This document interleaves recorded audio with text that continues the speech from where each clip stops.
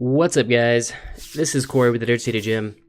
So it's been a while since we've done any Dragon Ball Super deck profiles and stuff like that.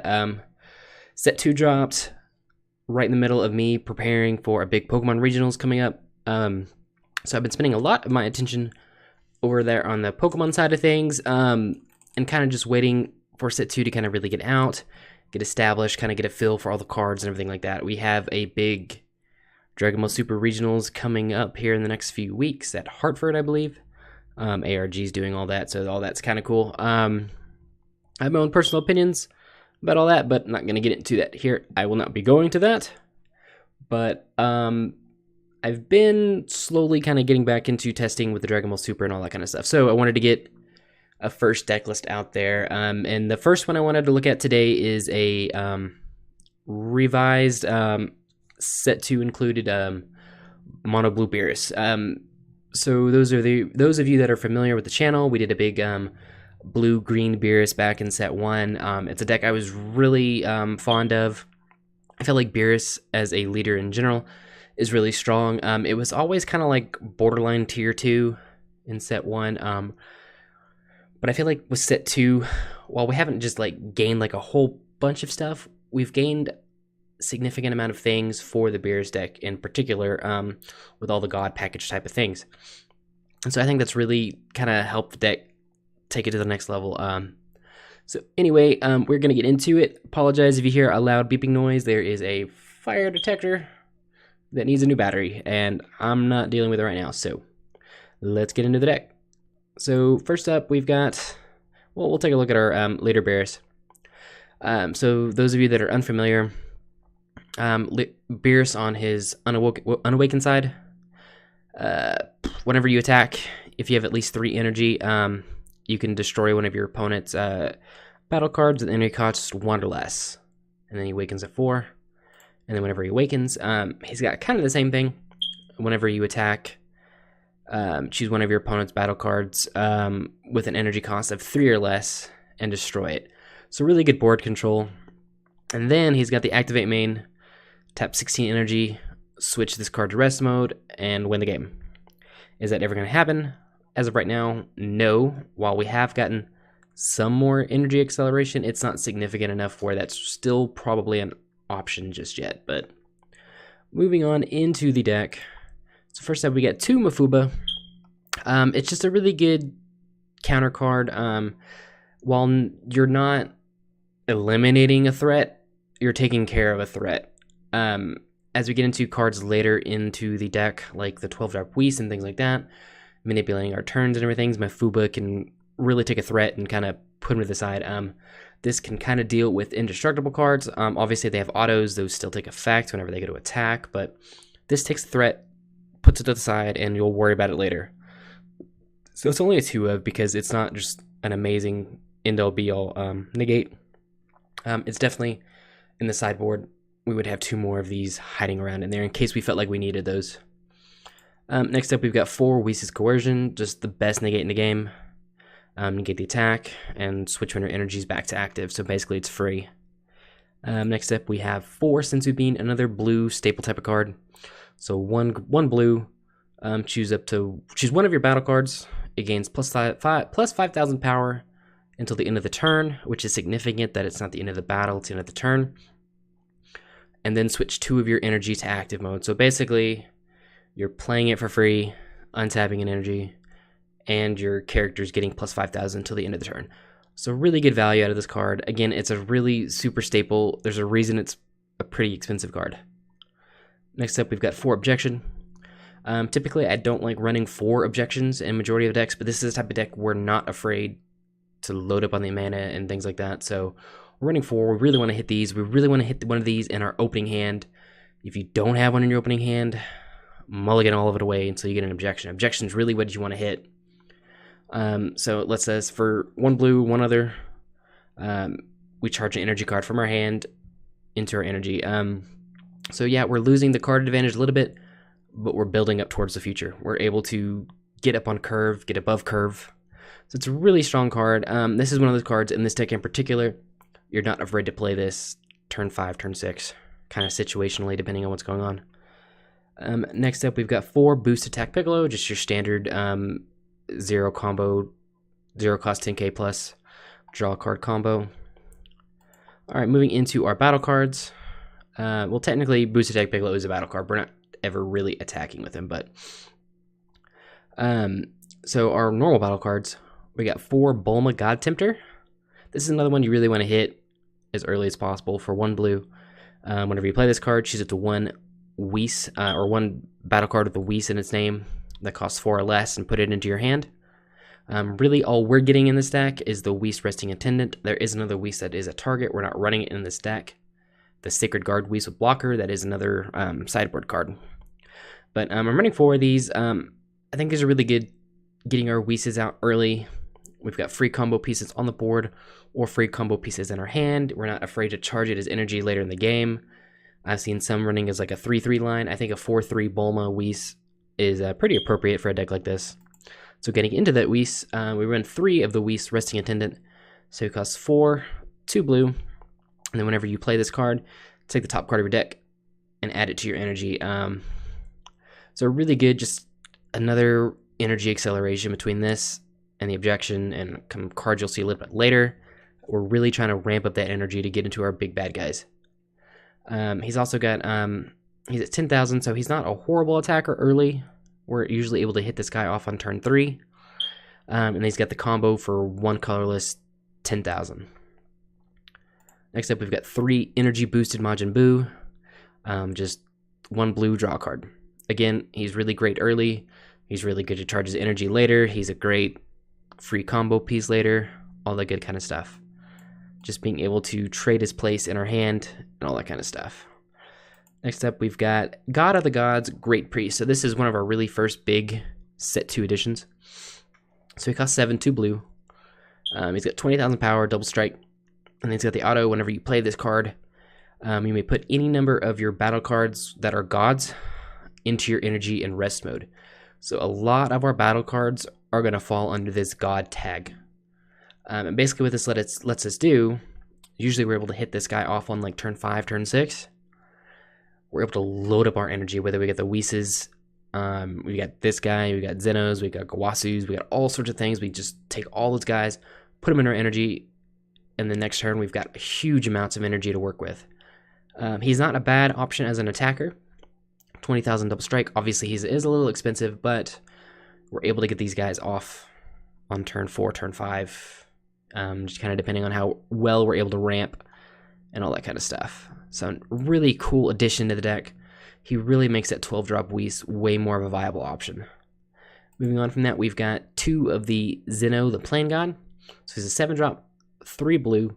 And he's got the auto whenever he comes into play. Each player, it negates all battle cards, skills. Then he takes all battle cards other than Zeno on both sides of the field. And then you shuffle them along with your hand in your deck and then draw a new hand of 5. You and your opponent. So this works really good in a lot of different ways. Let's say we get into that turn 5, turn 6, and they've kind of swarmed the board. They've got a big board set up. They're not necessarily taking your life, so they're kind of stalling you out. You're not drawing cards, but they're loaded up, ready to strike. You can drop the Zeno, wipe the board, draw a new hand, make you both kind of start over. This deals with indestructible cards really well, because we're just putting those back into the deck, and then they've got to get them back out later. So whether it is that you're board wiping, you're getting a new hand, whatever it is, your opponent's got a huge hand, you kind of want to eliminate it, you drop the Zeno, kind of reset everything, and kind of go from there. This guy can't combo, which kind of sucks, but he is a god, so we're able to search for him. We're able to put him in our energy with the Grand Priest and all that kind of stuff. So next up, we've got 4 Universe 10 Supreme Kai Gawasu. This is basically just our god tutor. So 1 blue, auto whenever he comes into play, look at the top 3 cards of your deck. You may take a god card there and put it into your hand. So majority of the cards are big battle cards or god cards, so Gawasu can find that. So he's good early, he's good late. Another good thing that I did not notice initially, but our Boost Attack Piccolo is counted as a god. So with the Gawasu, we can go search out Boost Attack Piccolos and put those in our hand. So a really cool thing there as well. Next up, we've got Energy Boost Beerus, 4-drop, 2 blue. He's got double strike, 20,000 K attack. And it's got the auto, whenever he comes into play, if you have 5 or more energy, knock out one of your opponent's battle cards. So it's a really good board wipe. Obviously, Beerus is wiping out things 3 or less, or leader Beerus, and this Beerus is wiping out the big threats. He is a really great attacker. He's very efficient at a 4 cost. Double Strike's really great. 20,000 is really great. And then just the added bonus of being able to destroy things. He's also a god. We can find him out the Gawatsu. We can put him in the energy with our Grand Priest. All that kind of stuff. Just works really well with the deck. Next up, we've got 2 Beerus General Destruction. 7-drop, 3 blue. He's got triple strike, and then he's got the auto. Whenever this card attacks a leader card, your opponent may discard 2 cards from their hand. If they don't, then you board wipe their battle card or battle area and their energy area, and they all go to the discard pile. So he can really put on the pressure, kind of depending on the deck you're playing against. If they're getting a situation where they have a low hand size, you can drop the Beerus and kind of just take over the game right there.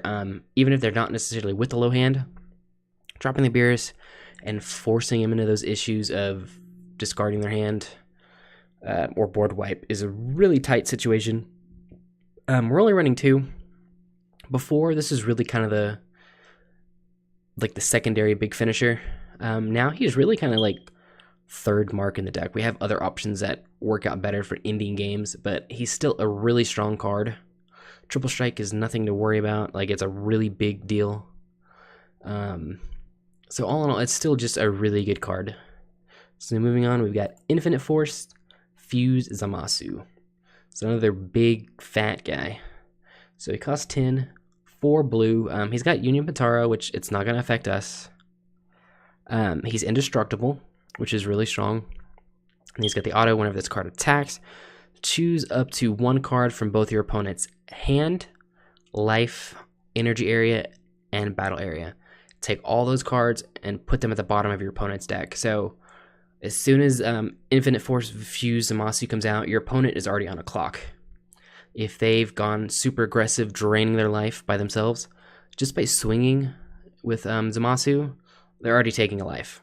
And they're not getting that card in their hand either. It's going to the bottom of the deck. He only has a single strike, but he's already taking a life. So it's a really strong value. And you're eliminating an energy, eliminating a hand card, eliminating a battle card. All this really strong stuff. 30,000 attack is super strong. Yes, he is expensive, but in this deck, we're ramping so much, it's not as big of an issue.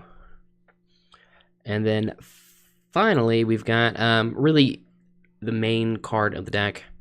It's our Whis, Judge of the Gods. He's a 12-drop for 6 blue. He's got quadruple strike. He's a permanent. This card isn't affected by skill, or can't be negated, or been affected by skills, any of that kind of stuff. So you can't get rid of him. You can't stop him. You can't cold bloodlust him. You can't any of that kind of stuff. And then he's got the auto whenever he comes into play. If your leader is Beerus, then you take an additional turn after this turn. And then just to top it off, he's 40,000 power. So dropping a Whis, you get an additional turn. You get to attack the Whis. If they can survive through the Whis, which the only way they can stop the Whis is by countering or comboing up above him, then you get another turn to untap all your stuff, draw new cards, and then go right again with the Whis. If you ever get a situation where you can drop a Whis, swing, take another turn, drop another Whis, you're kind of in a stupid situation where you just got a loop going on. Again, before, this was a card that we were able to get it out. It was considerably more difficult, but now we have different kinds of options, especially with our Great Priest or Grand Priest. Being able to drop that on like turn 5, and even adding 2 to 3 additional cards into our energy is really ramping up that, where the Whis isn't that much of a stretch in order to get it out.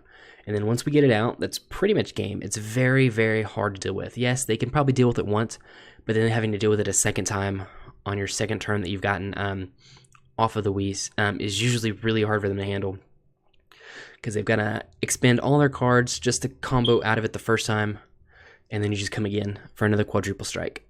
So usually he's kind of our finisher. If we can get him out, he kind of takes over games. All in all, I feel like the deck is still really strong. I'm not going to go as far to say it is like a tier 1, best deck in the format or anything like that, but I think it definitely has the tools to compete with the best decks. It is a different style of deck. It's very much like attach pass. Like you're not doing a whole lot of interactions other than accelerating energy. You're running negates and things like that. You're not afraid to take hits. You're really focusing on just building up your energy. And that's something your opponent has to kind of take into mind. They got to play by your tempo. While you're not sitting there swinging and attacking and all that, you're just adding energy, and then they're going to have to get like extremely aggressive. And if they can't match that and get extremely aggressive to force you into bad situations, then they know the Whis is coming. And then once the Whis comes, it's really hard to deal with. So again, this is just the mono blue version of the deck. I will be looking at a blue-green version of the deck here in a couple days. Originally, the set 1 version of this deck that I ran was a blue-green. But I've focused more right now on just a mono blue. I think mono blue might be the better way to go at the moment, just because of all the God package stuff. But there are a couple God type things that are in the green set, whether it's Piccolos and things like that, that we can actually include in this. That gives it really good options. In terms of like sideboard and all that, it does have a couple options. I think blockers are always really good to put on the sideboard for this, kind of depending on if your opponent is going to be extremely aggressive. Extra Zenos, extra Mafubas. Those are all kind of things to include on this type of sideboard. That way, it's kind of depending on what you're going up against. But really, guys, that is it. Let me know what you think about the deck down below, and we will see y'all next time.